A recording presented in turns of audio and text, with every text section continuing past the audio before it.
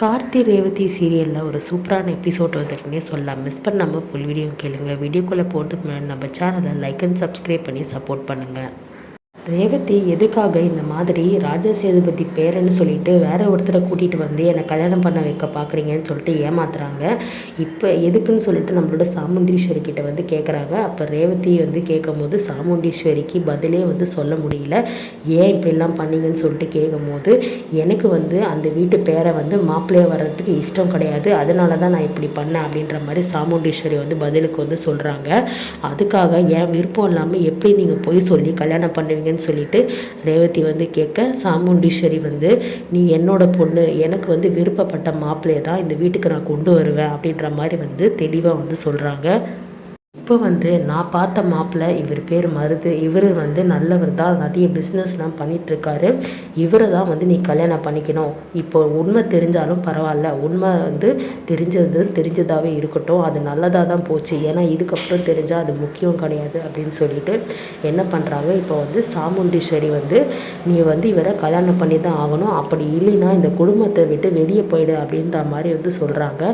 போயிட்டு ராஜா சேதுபதி வீட்டிலே போயிட்டு நீ இருந்துக்கோ, இனிமேல் இந்த அம்மா மூஞ்சிலே முழிக்காது, இந்த குடும்பத்தில் யார் மூஞ்சிலே முழிக்காதுன்னு சொல்லிட்டு சொல்லும் போது ரேவதி வந்து பரவாயில்லம்மா, இப்படிப்பட்ட ஒரு வீட்டில் நான் இருக்க வந்து தேவையே இல்லை, நான் வந்து என்னோடய பாட்டி தாத்தா கூடயே அதே மாதிரி நான் வந்து என்னோடய ராஜா சேதுபதியோட பேரனை வந்து நான் கல்யாணம் பண்ணிக்க போகிறேன் அப்படின்ற மாதிரி சொல்லிவிட்டு ரேவதி என்ன பண்ணுறாங்க, கோச்சிக்கிட்டு வந்து வர போகிறாங்க.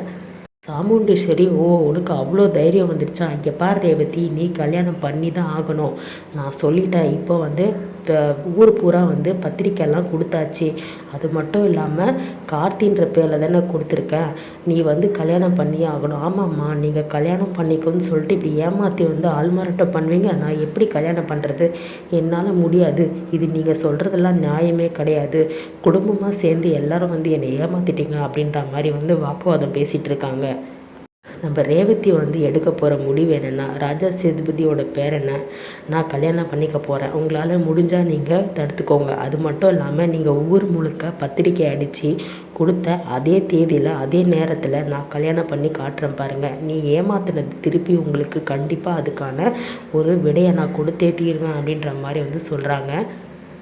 சாமுண்டீஸ்வரியை தவிர மீதி குடும்பத்தில் இருக்க எல்லாருமே வந்து ஹாப்பியாகிடுறாங்க. அதாச்சும் மருது, சந்திரகலா, இவங்க 3 பேர் வந்து என்ன இது ரேவதி இப்படி ஆயிட்டாலே, இப்படி மாறிட்டாலே அப்படின்னு சொல்லிட்டு வந்து செமையாக வந்து டென்ஷன் ஆகிறாங்க. அப்போ வந்து மருது கேட்குறது, அத்தை என்ன அத்தை இது, கல்யாணம் பண்ணிக்கலான்னு சொல்லிட்டு என்னை கூட்டிகிட்டு வந்து நான் சொன்னேன் இதெல்லாம் வேண்டாம், உண்மையை சொல்லிடலான்ட்டு நீங்கள் தான் கேட்கலன்னு சொல்லும் போது, ரேவதி நான் சொல்கிறது கேளு, நீ கல்யாணம் பண்ணி தான் ஆகணும்னு சொல்லும் போது, முடியாது, நான் பண்ணிக்க மாட்டேன் அப்படின்ற மாதிரி வந்து சொல்கிறாங்க. உங்களால் முடிஞ்சதை பார்த்துக்கோங்க, நான் கார்த்தியை தான் கல்யாணம் பண்ண போகிறேன் அப்படின்ற மாதிரி சொல்லிவிட்டு ரேவதி என்ன பண்ணுறாங்க, வீட்டை விட்டு கிளம்பி வந்துடுறாங்க. அடுத்தது சாமுண்டீஸ்வரி என்ன பண்ண போகிறாங்கன்னு சொல்லிட்டு ஒரு கேள்விக்குறியாகவே இருக்குது, வெயிட் பண்ணி பார்க்கலாம்.